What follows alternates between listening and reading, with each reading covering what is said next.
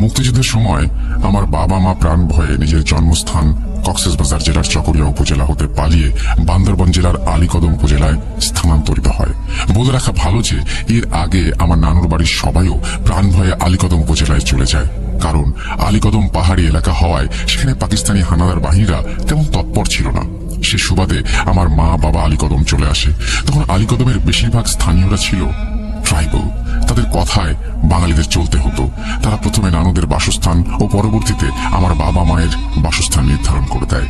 নানুরা আমাদের আগে যাওয়ায় তাদের জন্য যে বাসস্থান নির্ধারণ করা হয়েছিল সেটি লোকালয় থেকে বেশ দূরে ছিল, যেখানে যাতায়াতের পথ ছিল ও আশেপাশের 4টা বাঙালি পরিবার ছিল বিধায় নানুদের কোনো অসুবিধা হয়নি।